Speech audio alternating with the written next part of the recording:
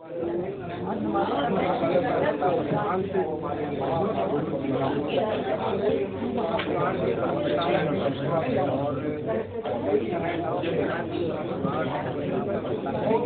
में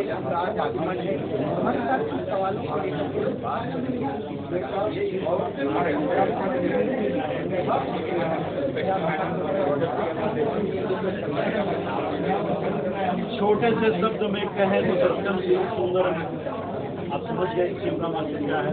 और सनातन में शिव का महत्व ये है, आप किसी रियल गांव में चले जाइए, पहले वहाँ पे आपको रेलवे स्टेशन ना मिले और विशाल शिव मंदिर बनते हैं। तो हमारे पूर्वज लोग शिव का पूजन करते थे, हजारों साल पहले कृष्ण करते थे, राम करते थे, पर धीरे धीरे धीरे धीरे लोग मूल विद्या से हटते गए, शैव संप्रदाय से दूर होते गए और दूसरे कल्चरों में फंसते चले गए। बस क्योंकि भारत में भगवान शिव कैलाश में वास करते हैं, कैलाश से कन्याकुमारी तक ही नहीं पूरे ब्रह्मांड तक उनकी एनर्जी फ्लो होती है। बस उस सत्यम शिवम सुंदरम के ही ऊर्जा के निमित्त यह कथा का भाव उत्पन्न होगी। जो इसे धारण करेगा उसका अति मंगल।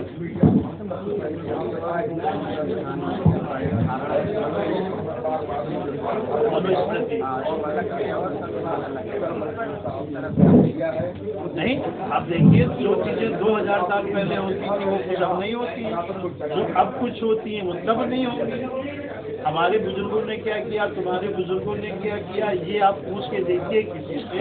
जैसे आज कहते हैं कि मनुवादियों ने हांडी और झाड़ू बांध दी, आजकल चल रहा है। हम कह रहे हैं दिल पे हाथ रख के कोई ये कहे कि उसके बाबा के बाबा के बाबा ने, किसी ने ये बात कही। परम उदार धर्म है सनातन धर्म। हम चींटी पे हानि नहीं बांध सकते, उसको नहीं मारने की बात करते, हम मनुष्य को दुख कैसे दे सकते हैं। ये राजनीति के चक्कर में मनुवाद को गाली दी जाती है, संतों को अपमान किया जाता है, ब्राह्मणों को गाली दी जाती है। ब्राह्मण इतना उदार है, इस भारत में इतना शक्तिशाली है, अगर अपने पे उतारू हो जाए तो सैकड़ों जातियां उसके पक्ष में खड़ी हो जाएंगी, क्योंकि हम समस्त जातियों के बाबा हैं, पिता हैं, हम माता हैं। जैसे आपके बाबा कि आप वंशज हैं, ऐसे समस्त जातियां कश्यप ऋषि के घर से उत्पन्न हुई हैं। तो जो हमारी परंपरा के हमारे संतान हैं, तो हम उनका पतन कैसे होने देना चाहते हैं। अगर एक घर में 2 बच्चे पढ़ने में अच्छे हैं, 2 नहीं अच्छे हैं, तो एक को परचून की दुकान खुला दी, एक को पान की खुला दी। विष्णु पद्धति और शिव पद्धति में भी अंतर लोगों का नहीं, वो खाली सतगुण का रजगुण का अंतर है। हमारे शिव जी जो हैं वो वैराग परंपरा के वैरागी हैं, परंतु ज्ञानी हैं। राम जी त्याग हैं, कृष्ण जी श्रृंगार हैं, शिव जी सत्यम रजा तमा इति गुणा प्राकृतंभवा निबंधन्ति महाबाहो दे देवम अव्ययम। 3 गुण और 3 देवता, ये खाली दर्शन के लिए है, पर मूल में सब एक है, मूल में सब एक है। इसलिए जब हम जो काम करते हैं उसमें जैसे प्रातःकाल सतगुण, दोपहर में रजोगुण, रात्रि में तमोगुण वगैरह, हर चीज की जरूरत है ना। ब्राह्मण की भी जरूरत है, क्षत्रिय की भी जरूरत है, वैश्य की भी जरूरत है और सेवा की भी जरूरत है। जो आदमी ब्राह्मण घर में जन्म लिया है और यदि वो नौकरी करके डीएम के ऑफिस में चपरासी है, तो डीएम जब आएगा तो चपरासी खड़ा हो जाता है। क्यों? वो तो नियम है ना। तो जो लोग कहते थे कि नहीं वो आते तो वो खड़े हो जाते, ना ना ना, पहले सब प्राइवेटीकरण था, सरकारी व्यवस्था नहीं थी। तो ये मनुवाद की बातें ही तो सरकार ने चुराई, नहीं तो डीएम जब आ जाए तो फिर चपरासी ना खड़ा हो, गेट कीपर ना नमस्कार करे, क्यों कर रहा है? तो मनुवाद की चीजें तो चुरा कर तुमने अपना ऑफिस मेंटेन किया हुआ है। मनुवाद सबसे पुराने मनु महाराज जो छत्री थे, ब्राह्मण नहीं थे, उन छत्री ने ये ग्रंथ लिखा है। एक बड़ी अजीब बात है, अगर ब्राह्मण मन स्मृति पढ़ ले तो वो खुद ही बंद करके रख देगा। क्यों? उसमें लिखा है ब्राह्मण सिर्फ धर्म करे, दान दे दान ले, पढ़े और पढ़ाए, ना बैल पाले, ना खेती करे, ना दुकान खोले, गर्मी को झेले, सर्दी को झेले। तो जितने यहाँ ब्राह्मण खड़े हो कहेंगे दादर दादा इतना खतरनाक लिखा है। तो जो ना पढ़ते हैं और ना जिन्होंने कभी पढ़ी है, ना पढ़ने वाले उसके विपक्ष में हैं और ना पढ़ने वाले उसके पक्ष में हैं। पढ़ा दोनों ने नहीं है। इसी मनुष्य में लिखा है यदि कोई ब्राह्मण क्षत्रिय वैश्य अपने दास को गाली दे तो राजा को चाहिए ब्राह्मण की जबान में कीला गाड़ दे। तो ये कानून तो पहले भी था, रूप बदल रहा है, चीज वही है। भैरव की बात करूँ जी, भैरव के लोगों की जो धारणा है अष्ट भैरव जो है उनकी तंत्र के लोगों में कहाँ तक आप ये तंत्र की बातें होती हैं, ये समाज में सिर्फ उन्हीं के सामने करनी चाहिए जो उसके पात्र हैं। वो पात्र के सामने ऐसे गंभीर विषय की चर्चा करने से वो भ्रमित हो जाएंगे, क्योंकि चैप्टर बहुत बड़ा है। अगर हम किसी चीज़ का विश्लेषण करें तो कम से कम 5 घंटे का समय चाहिए। 40 साल सीखते सीखते लग गया और हम 2 मिनट में बताएंगे तो लोग भ्रमित हो जाएंगे। भैरव को मजरा क्यों चढ़ती है? अपने ऊपर से 7 बार मजरा उतारो। मजरा मतलब अपने मन का मल, अपने जीवन का दोष, अपने जीवन का कष्ट उतारो। वो भगवान तुम्हारे पाप खाने के लिए तुम्हारी मजरा चढ़ाए।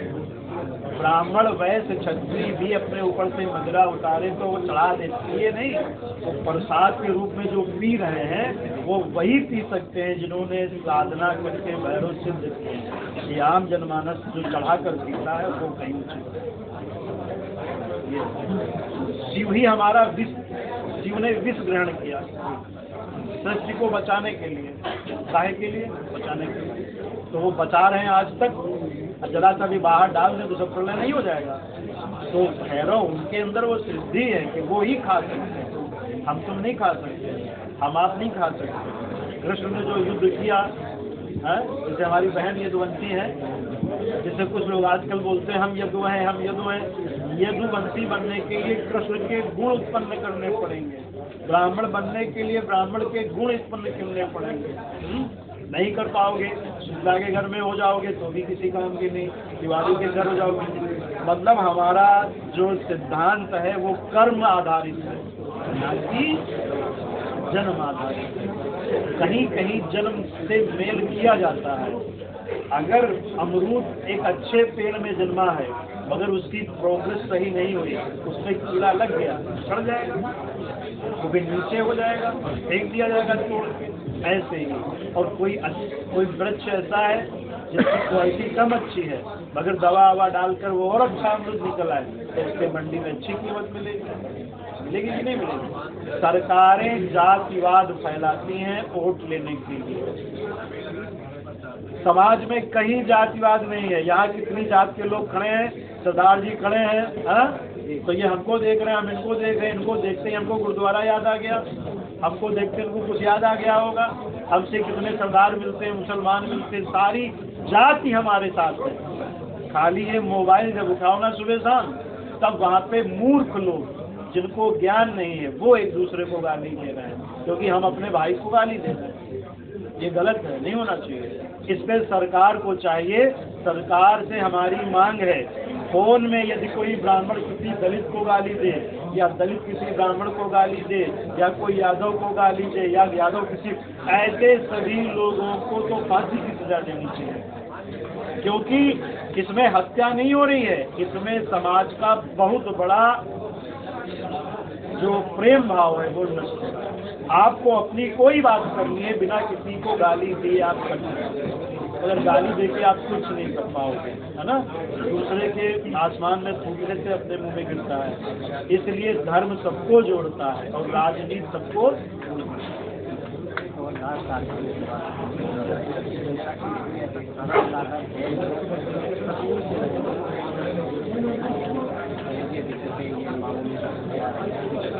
शिव महापुराण में भगवान शंकर माता भवानी को कैसे जीवन जीना है, कैसे रहना है, कैसे धर्म अर्थ काम मोक्ष प्राप्त करना है, इसका उपदेश करते हैं। इसके लिए कथा सुननी पड़ेगी, समझनी पड़ेगी।